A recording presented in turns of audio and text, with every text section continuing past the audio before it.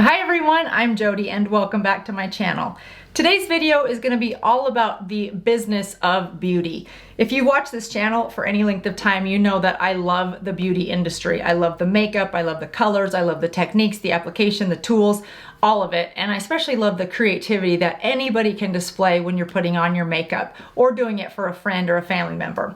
But my 25 years as a corporate executive sort of surfaces from time to time, and I'm really interested in the beauty business itself, sort of what's happening within the industry, what's happening with packaging, what's happening with ingredients, what's happening with different companies and cosmetic companies and who's purchasing who. And I just think that that all lends itself to what happens through the supply chain until it gets to us as a consumer.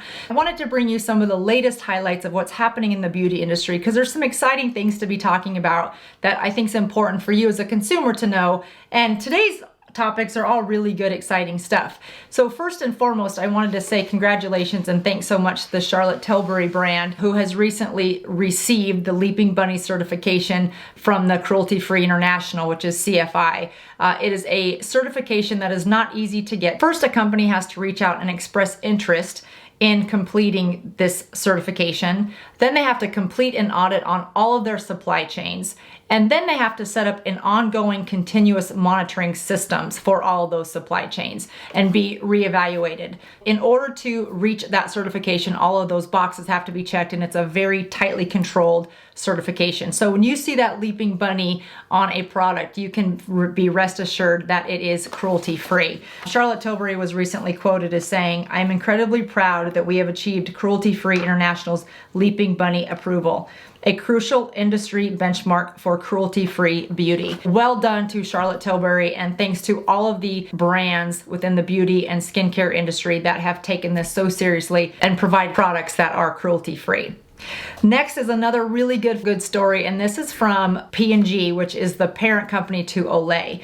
They have recently come out with easy open lids. These lids have been developed in collaboration with consumers with a wide variety of disabilities, from dexterity issues and limb differences to chronic issues causing joint pain and visual impairment. The easy open lids will be available on the Olay Regenerist Micro Sculpting Cream, Vitamin C plus Peptide 24 Moisturizer, Retinol 24 Face Moisturizer, and Collagen Peptide 24 Face Moisturizer, just to start. The best part about this story is that P&G has not patented this lid. They are wanting to share this design with their competitors in the beauty space and anybody who wants to use this design for their own products, for their own consumer product usage, which I think is phenomenal. The products that have these lids will not be at any extra charge. They've also moved in and are starting to collaborate in their hair care products with Pantene and Herbal Essence, for example, and really looking at how they can make products more inclusive for everyone. I'm really grateful that there are companies that are looking at ways to be inclusive from not just a gender perspective, but from a disabilities perspective. So way to go, P&G, and good luck to all of those other companies looking to expand their business and their brands with these new lids. Next is the launch of Kylie Baby, which just launched last month in partnership with Kylie Cosmetics and their brand owner Cody.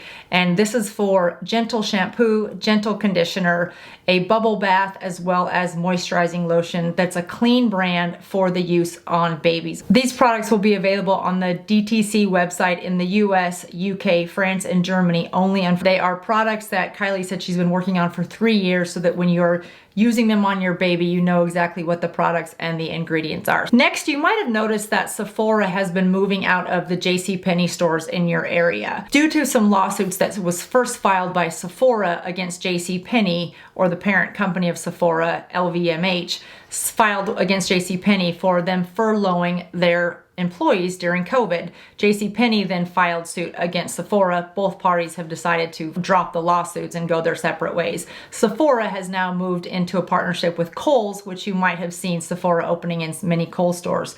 For its part, JCPenney will be repurposing the space within their stores for JCPenney Beauty. So they'll not only be carrying a large amount of inclusive JCPenney beauty brands, but they'll also be carrying things like e.l.f., OPI, and Dolce & Gabbana. Their website for JCPenney Beauty will carry over 170 brands, and it went live October 15th. That space will be repurposed with a large amount of beauty beauty that's also geared for inclusive beauty for everyone. Really excited about what JCPenney is doing, and also being able to pick up some Sephora products and visit Sephora in Kohl's. Next, I wanted to share with you the largest cosmetic companies in the world. There's 7 of them that really own the majority of the cosmetic brands that you see across the globe. Every part of the country, every region within the world has stronger branding depending on where they are. So I just wanted to give you a highlight of which brands own which and who are the largest brands globally and the largest company owner of those brands. First is L'Oreal. L'Oreal is probably by far the largest cosmetics and beauty company worldwide. They own such popular brands as NYX, Maybelline, L'Oreal, Urban Decay, Lancome, and YSL. Huge. They also are very large in the hair care and skincare, and we'll get to that in just a second. Next is the Estee Lauder companies. They own brands such as Smashbox, Estee Lauder, MAC, Bobbi Brown, Clinique, La Mer, Tom Ford. So again, these are just a small sampling that are more prevalent in North America, certainly around the UK, Australia, France, Germany. There are other brands that are also very, very popular and owned by Estee Lauder as well as L'Oreal. Shiseido is another large player in the cosmetics and beauty space, owning such brands as Laura Mercier, NARS, Shiseido, Bare Minerals, and Clé de Peau. Then there is LVMH, which is the Louis Vuitton Moet Hennessy brand. It's a luxury goods brand. They own the newly revised Kat Von D, which is now KVD, Makeup Forever, Benefit, Marc Jacobs, Guerlain, and they own the Sephora brand. Some exciting brands isn't it fun to see who owns who when you think about all these different companies and these different brands that you love? When you peel the onion way back, a lot of them are owned by 7 large companies in the world. I think it's fascinating. In terms of hair care, L'Oreal is also a huge player. Garnier, L'Oreal, Redken, Pureology, and Kerastase, which is my personal favorite. And then in the skincare, also L'Oreal is another big player in the skincare space with The Body Shop, La Roche-Posay, which you know is where my sunscreen comes from, SkinCeuticals, and also Kiehl's. They used to own Clarisonic, but that company, the skincare side of that company is no longer in business. They decided to close that brand. That was just sort of a highlight of who owns who. If you find that interesting, I just find that stuff fascinating. And now to close out with something really exciting that I wish I could be there. So if you are in London during this time of the year, during the holidays, I'm so envious because first of all, I had a chance to be in London the second week of December of 2019 and saw London lit up in its grand and glory for the holidays, and it is like nothing you've ever seen. It's beautiful. But to add to that element, this year, celebrating 100 years of Chanel No. 5, which has been going on all year with different pop-ups and celebrations across the world, Chanel has put up a Chanel No. 5 bottle in front of Harrods in London that stands about 50 feet wide and 49 feet tall. Like, how cool is that? If it's been a fragrance that you've worn or a family member has worn, I love the smell of it. I personally can't wear it because it triggers my migraines, but it's such a beautiful fragrance and such an iconic fragrance. It's been around for 100 years. Congratulations to Chanel, and if you are in and around the London area and going to Harrods, then certainly check out this huge bottle. I don't think you could really miss it. Well, that wraps it up, you guys. I know this is a little different video than I normally do in the beauty